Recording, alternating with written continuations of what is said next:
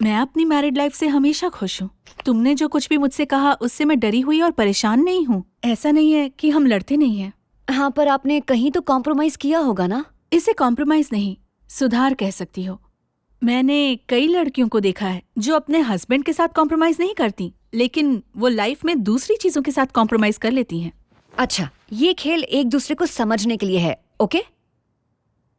माँ की तरफ पापा का बिहेवियर देखा है। ऐसी सिचुएशंस में अनिल कैसे बिहेव करता है ये देखना है। नो नो, ये गलत है। अपने पापा के नजरिए से अनिल को मत देखो, लड़के को लड़के की तरह देखो और डिसाइड करो। Okay mummy. और थोड़ा संभल कर। मॉम डैड को पता चले बिना शहर से कहीं दूर फ्लैट लेने के लिए कहा है। मैंने जो कहा मेरा मतलब उस तरह से नहीं है। What? Lata, how can you? फिक्र मत करो, मैं हमेशा सावधान रहूंगी। तुम्हें कुछ पता नहीं है बेबी, इसीलिए मैं बता रही हूँ। ओके मम्मी, मैं ध्यान रखूंगी। पापा, आप यहाँ? आप कब आए?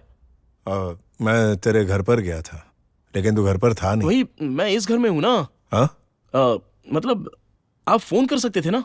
अब हाँ, सोचा था, लेकिन पापा, सब ठीक तो है ना?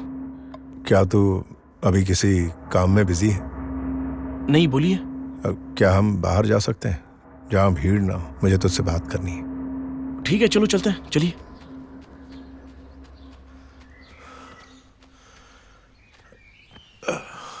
क्या बात है पापा? जब तू हैदराबाद आ रहा था तो मैंने अपने बारे में कुछ कहा था। तुझे याद होगा, मैंने अपने प्यार का जिक्र किया था, लेकिन मैंने सब कुछ नहीं बताया। लेकिन अब बताने का वक्त आ गया है। जिसे मैं प्यार करता था उसका नाम श्यामला था। मैं श्यामला से बहुत प्यार करता था, लेकिन तुम्हारे दादा दादी उसे पसंद नहीं करते थे, बिल्कुल भी नहीं। मुझे किसी और से शादी नहीं करनी थी, लेकिन वो कहने लगे कि वो अपनी जान दे देंगे, और इसी वजह से मैंने तुम्हारी माँ से शादी कर ली। हमारी एक ही जाति थी, वो धनवान थे और वो मुझसे प्यार भी करती थी। शादी के लिए सभी ने जबरदस्ती की। तभी श्यामला अचानक कहीं चली गई, कुछ बताए बिना ही। न कोई जानकारी, न कोई खत, ऐसे ही अचानक चली गई। उस गम में मैं खो सा गया था। तुम्हारे दादा ने कहा, बेटा मेरे मरने से पहले शादी कर ले, और आखिरकार मैं राजी हो गया और मैंने तुम्हारी माँ से शादी कर ली।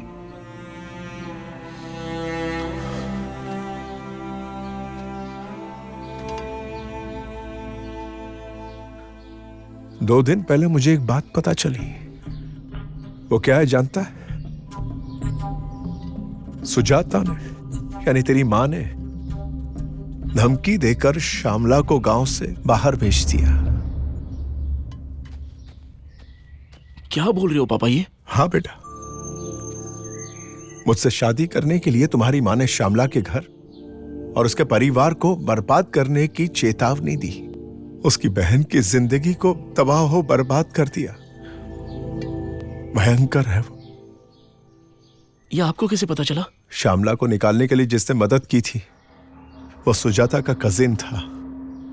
वो कैंसर से मर रही है, मौत से लड़ रही है। मुझे इसका हिस्सा बना के कहीं चली गई है वो। उसने पाप किया है, इसके बदले उसे हाय लगी है, लेकिन जीते जी मैं मरता रहा। कैसे कहूं? पापा बस कीजिए पापा। राक्षसी है वो, राक्षसी। सॉरी बेटा। कोई बात नहीं पापा। सॉरी, तुम्हें तकलीफ दी, सॉरी।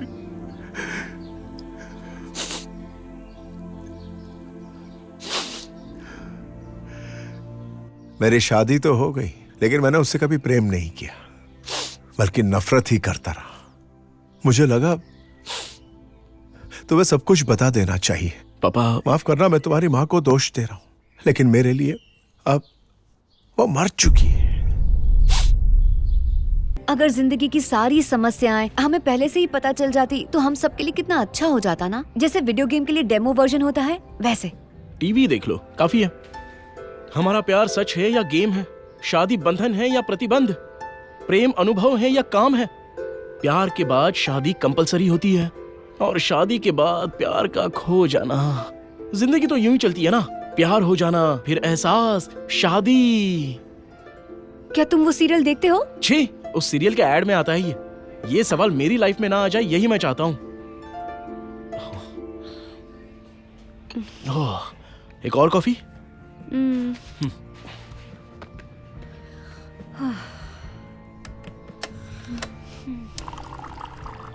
हे मेरे पास एक आइडिया है, सुनकर मुझे बताना कि कैसा लगा। Be serious Anil. महा सीरियस। अभी हम दोनों के बीच में जो है ये प्यार, लव, हम अंत तक ये निभा पाएंगे कि नहीं, यही प्रॉब्लम है ना? यस। ग्रेट। तो शादी के बाद हम डे टू डे क्या काम करते हैं वही साथ में रहकर देखना स्टार्ट कर देंगे। व्हाट? या बचपन में हम मम्मी पापा का खेल खेलते हैं ना, वही खेल है ये, लेकिन सीरियस। मतलब कल से हम दोनों एक दूसरे के लिए होंगे wife and husband. Wait, let me get this straight. So you mean to say living together, huh? No, ऐसा कुछ नहीं है। हमारा लिविंग टुगेदर एक खेल होगा। क्या बात कर रहे हो तुम? Let me explain. ओके, अभी तक हम दोनों ने एक साथ 3-4 घंटे साथ में बिताए हैं, और इन 3-4 घंटों के लिए हम दोनों ने अपनी सबसे अच्छी ड्रेस पहनी है। हमने अपनी पसंद के बारे में बात की और वही किया जो एक दूसरे को पसंद आया। उसके बाद अपने अपने घर चले गए और अगले दिन का इंतजार करने लगे, फिर मिलना, सेपरेशन, गाना, एटसेट्रा एटसेट्रा एटसेट्रा। यहाँ तक कि पिक्चर तो रोमांटिक है, सब कुछ सपने जैसा हो गया। लेकिन अब से हम दोनों को साथ में रहना है। तुम्हें जो पसंद है वो तुम करो और मुझे जो पसंद है वो मैं करूंगा। हमें एक दूसरे को इम्प्रेस करने की कोशिश नहीं करनी। फिर साथ रहना मतलब हमें एक घर किराए पे लेना है। घर किराए पर? मतलब सीक्रेट तरीके से शादी करके किराए के घर पे रहना होगा।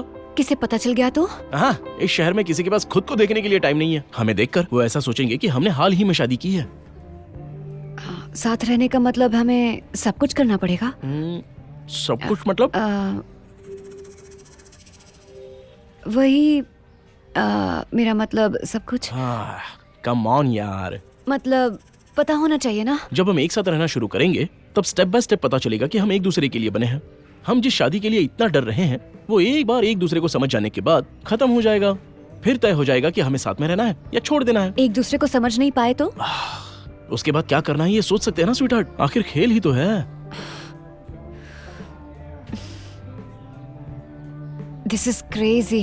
असली नहीं, हमें एक दूसरे को जानना है, इसलिए हम दोनों के बीच होने वाला ये एक सीक्रेट टेस्ट है। ये तो जस्ट हमारी कंपैटिबिलिटी जानने के लिए होता है। जैसे तुम्हें ब्लू पसंद है तो मुझे भी पसंद है, तुम्हें चिकन पसंद है तो मुझे भी पसंद है।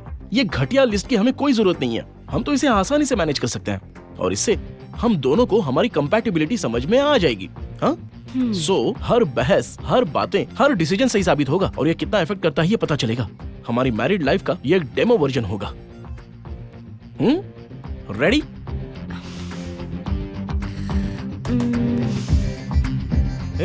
रेडी हो ना?